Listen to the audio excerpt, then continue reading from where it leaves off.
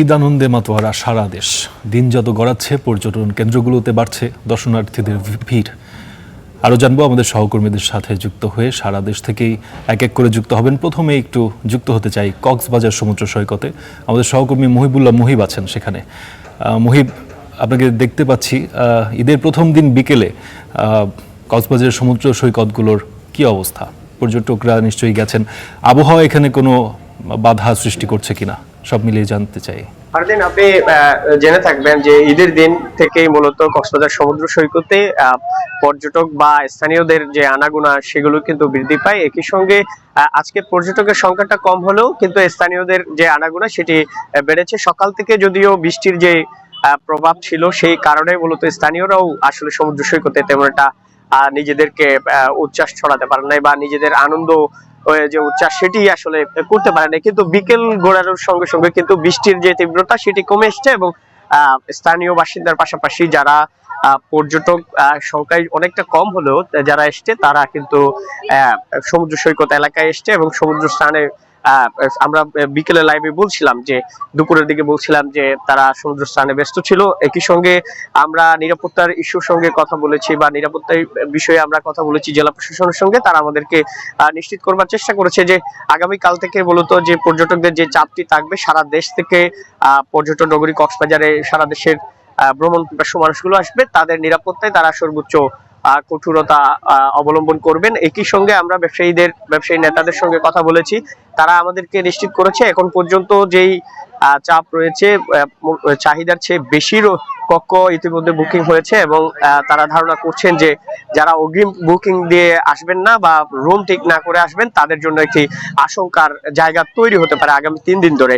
তো যেহেতু রমজান এবং নির্বাচনকে কেন্দ্র করে পর্যটন শিল্পে বড় ধরনের একটি ক্ষতির সম্মুখীন হয়েছে ব্যবসায়ীরা, সেই ক্ষতি এই 5 দিনের ব্যবসায়ী তারা কাটিয়ে উঠতে পারবেন সেটিও আশা করছেন। একই সঙ্গে আপনি হয়তো দেখতে পাচ্ছেন যে পর্যটক বা স্থানীয় যারা রয়েছে বিশেষ করে কক্সবাজার জেলার আশেপাশের যে পার্শ্ববর্তী উপজেলাগুলো রয়েছে, দক্ষিণ চট্টগ্রামের যে উপজেলাগুলো রয়েছে সেই উপজেলাগুলোর আশেপাশের মানুষজন কিন্তু কক্সবাজার সমুদ্র সৈকতে ছুটে এসেছে। আপনি হয়তো দেখছেন যে বিকেল গড়ার সঙ্গে সঙ্গে যে মেঘে ঢাকা একটি আকাশ এবং মেঘাচ্ছন্ন যে আকাশ এটি উপভোগ করছে মূলত যারা আসছেন তারাই বলছেন যে আসলে বৃষ্টি বিলাস করছেন অনেকেই, যদিও বিড়ম্বনার কারণ হলেও বৃষ্টি বিলাসের অনেকের মুখে আমরা শুনেছি যে তারা বৃষ্টিকেও উপভোগ করছেন। তো এই ছিল আসলে কক্সবাজার সমুদ্র সৈকতের ঈদের প্রথম দিনের বিকেলের সর্বশেষ। মহিব, আপনাকে অসংখ্য ধন্যবাদ। অর্থাৎ কক্সবাজার সমুদ্র সৈকতে যারা গেছেন তারা বৃষ্টিকেও উপভোগ করার চেষ্টা করেছেন। এবার একটু যেতে চাই চট্টগ্রামের ফয়েজ লেকে, সেখানে আছেন সৈয়দ তামিম মাহমুদ। তামিম, ঈদ মোবারক আপনাকে। ফয়েজ লেকের পরিস্থিতি কেমন দেখছেন? সেখানকার ঈদ উদযাপন কেমন হচ্ছে? পর্যটকরা নিশ্চয়ই গিয়েছেন, তারাই বা কি বলছেন? নিউজের মাধ্যমে সবাইকে জানাই ঈদ মোবারক। আমরা ফয়েজ লেকে আমরা কিন্তু দুপুরের পর থেকে এখানে এসেছি এবং দুপুরের পর থেকেই, যদিও ঈদের দিন, সেই দুপুরের পর থেকে মূলত আস্তে আস্তে কিন্তু ভিড় বাড়তে শুরু করে এবং যদিও একটু বৃষ্টি হয়েছে কিছুক্ষণ আগেও, তো বৃষ্টির মধ্যেই কিন্তু আমরা দেখেছি সাধারণ যারা দর্শনার্থী আছে তারা কিন্তু এই বৃষ্টিকে উপেক্ষা করে, এই বৈরী আবহাওয়া উপেক্ষা করেই কিন্তু এখানে এসেছে এবং তারা পরিবার পরিজন নিয়ে কিন্তু তারা এই ফয়েজ লেকের যে প্রাকৃতিক সৌন্দর্য, লেক এবং পাহাড়ে ঘেরা যে চট্টগ্রামের যে একটি ঐতিহ্য এবং চট্টগ্রামের যে বৈশিষ্ট্য, সেই বৈশিষ্ট্য কিন্তু এই ফয়েজ লেকে আমরা দেখতে পাই এবং এই বৈশিষ্ট্যকে উপলব্ধি করতে এবং উপভোগ করতেই কিন্তু সাধারণ মানুষরা এই ফয়েজ লেকেই বেশি ভিড় করে। সেই সাথে আমরা দেখেছি যে বোটে চড়ার একটি বিষয় থাকে, আমরা দেখেছি বোটে এসে যাচ্ছে এবং মানুষ বোটে চড়ে উপভোগ করছে পুরো ফয়েজ লেকটি।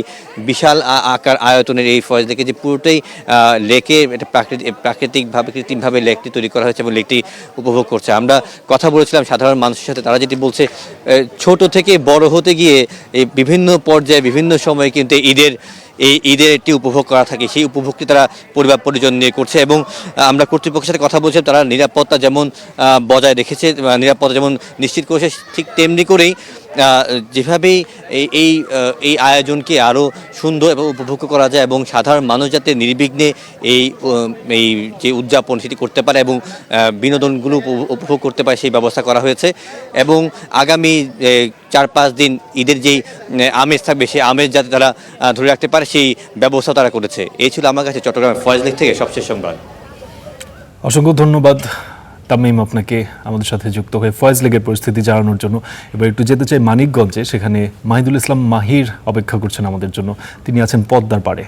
মাহি, পদ্মার পাড়ে ঈদ আনন্দের জোয়ার লেগেছে কতটা? সেখানে পর্যটক কেমন দেখছেন, তারা কি বলছেন আসলে? ঈদ মোবারক ফারদিন। মানিকগঞ্জ থেকে সারা স্টেটের মাধ্যমে সারা দেশের দেশবাসীকে আসলে ঈদের শুভেচ্ছা। আমি একটু জানিয়ে রাখি, আমি মুখ্য রয়েছি মানিকগঞ্জ হরিরামপুর উপজেলার যে পদ্মাপাড় আন্দারমানিক পদ্মাপাড় রয়েছে। আমি যদি আপনাদের জানিয়ে রাখি, দর্শনার্থীরা কিন্তু আসলে এই ঈদের সময়টাতেই মূলত মুখিয়ে থাকেন যে কখন আসলে ঈদ আসবে এবং ঈদ বিশেষ করে ঈদ উল ফিতর এবং ঈদ উল আজহা। তারা কিন্তু এই পদ্মার পাড়ে এসে বিশেষ করে তারা যে আপনার এখানে আপনার যদি জানিয়ে রাখতে, স্পিড বোর্ডের ব্যবস্থা রয়েছে। স্পিড বোর্ডের পাশাপাশি ট্রলার, প্রায় 1/2 ট্রলার রয়েছে। সেখানে 100 টাকার বিনিময়ে কিন্তু তারা উঠে প্রায় 5 মিনিট দূরত্বের যে একটি চর, এক সময় এটিকে মিনি ককাটা, মিনি কক্সবাজার, এক এক সময় এক এক রকম চর জেগে উঠে এক এক সময় এক এক রকমের কিন্তু নামকরণ করা হয়। এবং সেখানে যদি বলি যে হাজার হাজার পর্যটক কিন্তু ভিড় করে, বিশেষ করে ঈদের দ্বিতীয় দিন সবচেয়ে বেশি। এখানে আসলে 3 ধরনের পরিমাণে যে জায়গা সেটি কিন্তু থাকে না এবং প্রচুর পরিমাণে কিন্তু লোকজনের সমাগম হয়। এবং আপনাকে আরেকটু জানিয়ে রাখছি, উপজেলা প্রশাসন এবং থানা প্রশাসনের সাথে আমি কথা বলেছি। তারা যেটি জানিয়েছেন যে দর্শনার্থী বা পর্যটক যারা আসবেন তারা যেন এখানে থাকতে পারেন, কোনো ধরনের বিশৃঙ্খলা না, সেই ব্যাপারে তারা দেখভাল করেন। এর পাশাপাশি আরেকটি তথ্য দিয়ে রাখি, এটা শুধু মানিকগঞ্জ জেলা নয়, জেলার বাড়ি কিন্তু ঢাকার দোহার এবং ঢাকার যে নবাবগঞ্জ উপজেলা রয়েছে সেখান থেকেও দর্শনার্থীরা কিন্তু আসে। আমি একটু চেষ্টা করব সংযুক্ত করার জন্য একজনকে, যারা আসলে এখানে কিন্তু এই দর্শনার্থী হিসেবে তারা এসেছেন। আসলে কোথা থেকে আসলে আপনারা আসলে কি দেখলেন?